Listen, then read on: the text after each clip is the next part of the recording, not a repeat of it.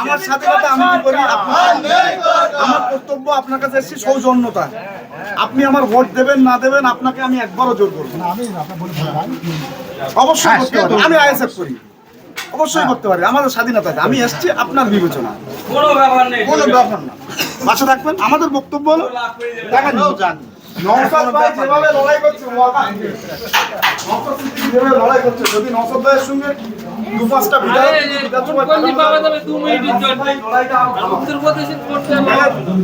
যেমন চলে যাবে মসজিদ মাদ্রাসা চলে যাবে, শুধু আইএসএফ এর মসজিদ যাবে না, সর্ব রাজনৈতিক দলের মাদ্রাসা।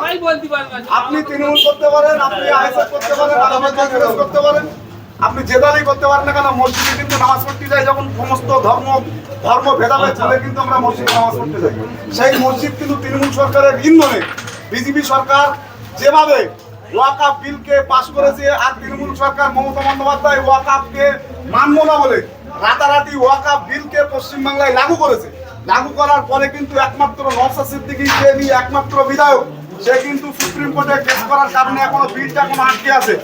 আর মমতা বন্দ্যোপাধ্যায় বিল যদি পাস করে ফেলে তাহলে কিন্তু আজকে প্রজন্ম না হলেও আগামী দিনে কিন্তু বুলডোজার দিয়ে মসজিদ ভাঙবে। আপনি যে মসজিদে নামাজ পড়েন, আমি যে মসজিদে নামাজ পড়ি, সেই মসজিদ ভাঙবে। আপনি হাততালির জিনিস না, এটা দুঃখের জিনিস।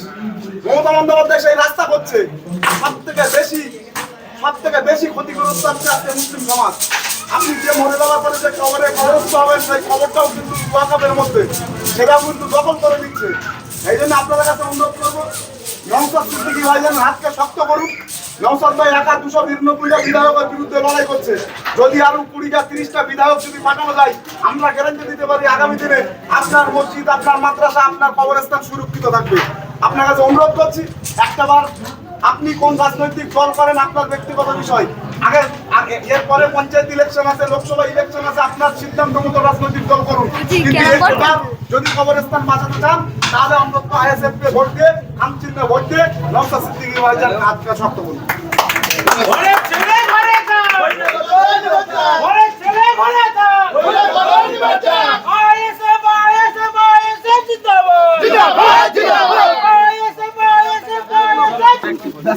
একটা বিষয়ের জন্য এসেছি, নওশাদ ভাইয়ের হাতকে শক্ত করবেন, খামচিহ্নে ভোট দিয়ে।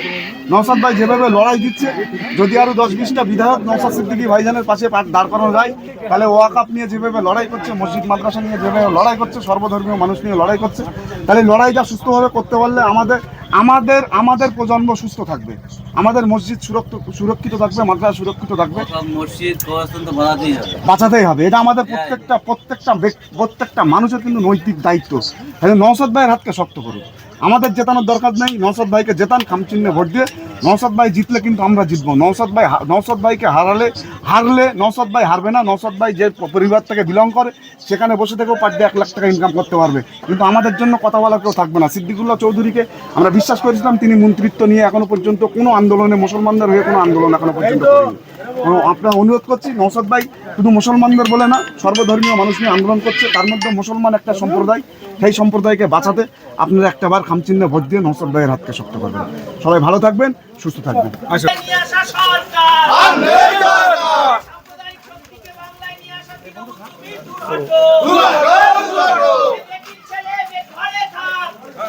আপনাদের কাছে আমি ঠিক আছে, তাহলে তো কিছু বলার নেই। যাক, আপনাদের অনুরোধ, নওশাদ সিদ্দিকী ভাইজানের হাতকে শক্ত করবেন। নওশাদ ভাইয়ের পক্ষ থেকে এখানে বামফ্রন্টের সমর্থনে আমাকে প্রার্থী দেখলাম। নওশাদ সিদ্দিকী ভাইজানকে শক্ত করবেন এবং আপনাদের পরিবার সহ আশপাশ যা আছেন সবাইকে বলবেন নওশাদ ভাইয়ের হাতকে শক্ত করতে, খাম চিহ্ন ভোট দিয়ে। কবরের জমি কারা সরকার, মসজিদ কেড়ে নেওয়া সরকার, সাম্প্রদায়িক বিজেপিকে মদত দিয়ে বাংলায় নিয়ে আসা তৃণমূল, তুমি দূর হটো। আপনি দেবেন না দেবেন আপনার বিষয়, জোরের বিষয় না তো। অবশ্যই আপনি আমাকে বলতে পারেন, আপনি আমাকে বলতে পারেন, এটা সৌজন্যতা। আপনার মরুত সরকার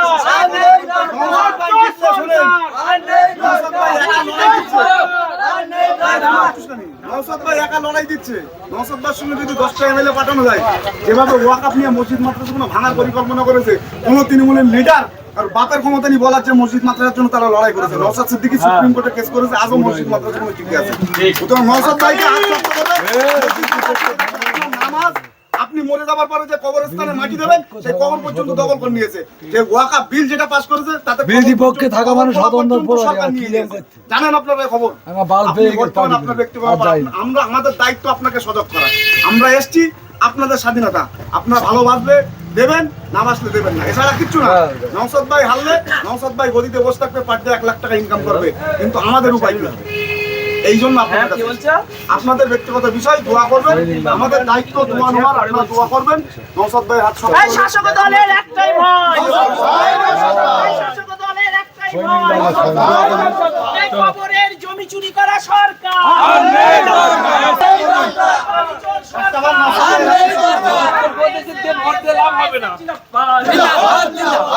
বেকির ছেলে মুসা ভাই এগিয়ে চলো, আমরা তোমার সাথে শক্ত করবেন একটাবার।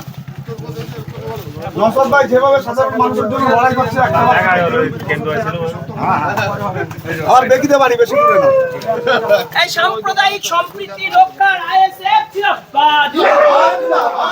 এই হিন্দু মুসলিম সম্প্রীতি রক্ষার্থে আইএসএফ লড়ছে, লড়বে।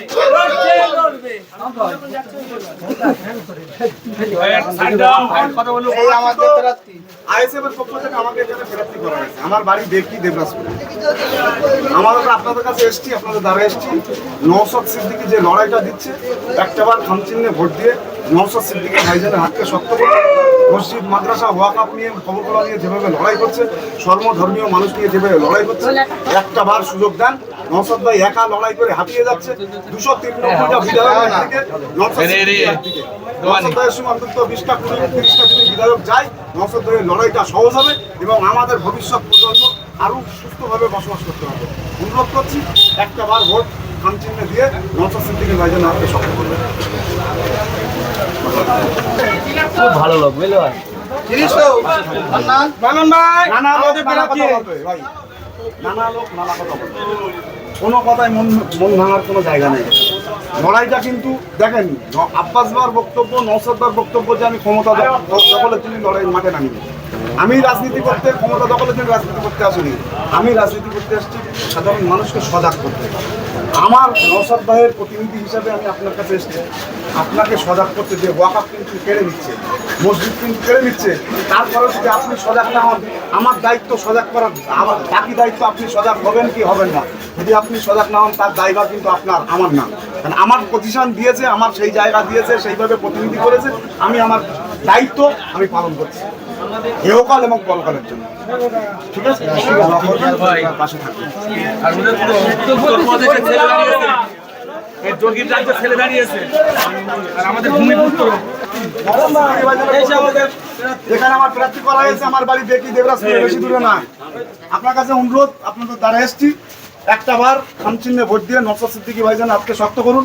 নওশাদ ভাই যেভাবে ওয়াকআপ নিয়ে, বিভিন্ন বিষয় নিয়ে, এসআর নিয়ে যেভাবে লড়াই করছে, 292টা বিধায়কের বিরুদ্ধে একা নওশাদ সিদ্দিকী লড়াই করছে। যদি নওশাদ ভাইয়ের পাশে আরো 10টা 20টা যদি বিধায়ক পাঠানো যায়, নওশাদ ভাইয়ের লড়াইটা সহজ হবে।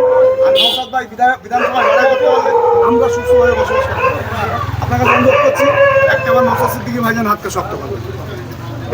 একটাবার আপনি যে রাজনৈতিক দল করতে পারেন, পঞ্চায়েত ইলেকশন করতে পারেন, কংগ্রেস কিন্তু বিজেপি আনার জন্য পুরো রাস্তা খুলে দিয়েছে। বিজেপি আসলে কিন্তু ওয়াকআপ যেভাবে পাস হয়েছে, কবরস্থান কিন্তু থাকবে না, মসজিদ কিন্তু থাকবে না।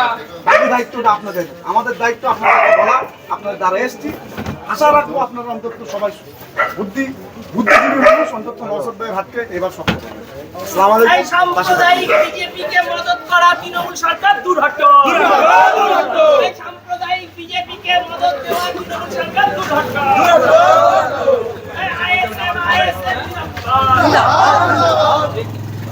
পাশে থাকবেন, দেখিতে বাড়ি আমাদের প্রার্থী।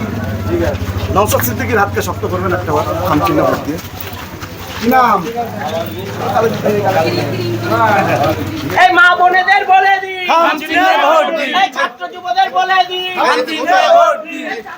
নমস্কার পক্ষ থেকে আমার দেখি তো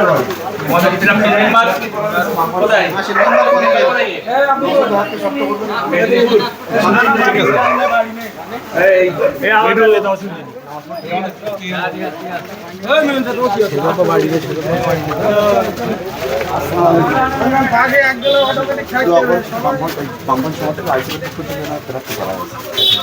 লড়াইয়ের সুযোগ দেবেন আমার বাড়ি দেখি থেকে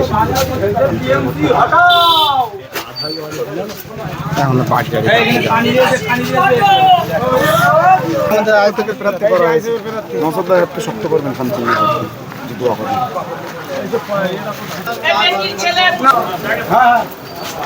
আমাদের আয় থেকে প্রার্থী আমার বাড়ি দেখি বাগান দেবরাস্তা নসব ভাইয়ের হাতকে শক্ত করবেন নসব ভাই ওয়াকাপ নিয়ে যেভাবে আন্দোলন করছে যেন আগামী দিনে নসব ভাইয়ের সঙ্গে 5টা 10টা বিধায়ক যেন পাঠিয়ে ওয়াকাপ যেন বাঁচাতে পারি আমরা দোয়া করবেন একটাবার খামচিহ্ন ভোট দিয়ে নসব ভাইয়ের হাতকে শক্ত এই কবরের জমি রক্ষার জন্য আইএসএফ লড়ছে লড়তে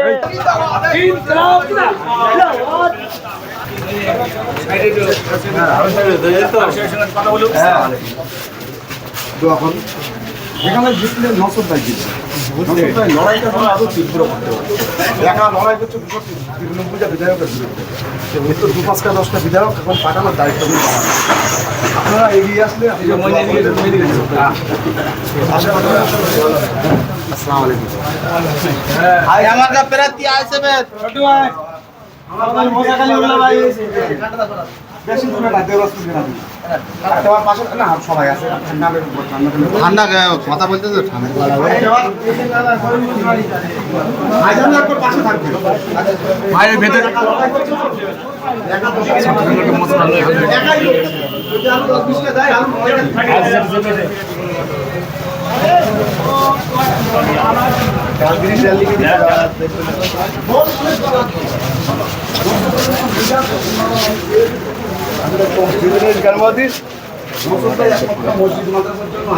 এখনো লড়াই করছে সুপ্রিম কোর্টে কেস করবে আরে দোয়া করো আগামী দিনে কিন্তু মুসলিম লড়াই করতে থাকবে বিজেপি যখন যেভাবে রাস্তা খুলেছে বিজেপি চলে আসছে ভাইদের সংস্কার বিধায়ক থাকলে কিন্তু লড়াই হবে চেষ্টা করবে চাচা একটু দোয়া করে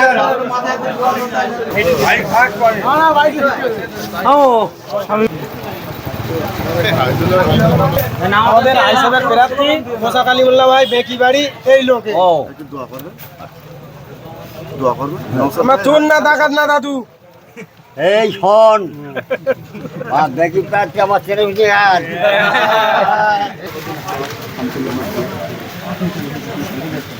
এই দোকান আপিসুল কখন এলি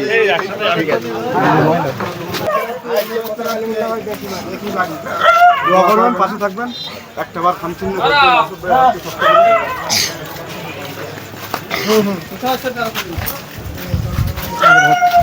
নওশাদ ভাই রাত্রি কিন্তু শক্ত করতে নওশাদ ভাই জিতলে যুব সমাজ জিতবে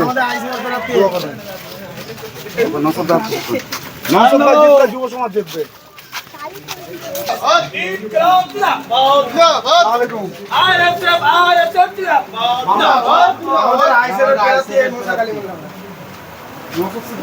পক্ষ থেকে এখানে প্রার্থী করা হয়েছে একটাবার নওশাদ ভাই হাতকে শক্ত করবেন নওশাদ ভাই যেভাবে লড়াই দিচ্ছে আর একটু সুযোগ দেবেন দেখি দিই বাড়ি দেখি দিই বাড়ি থাকবেন একবার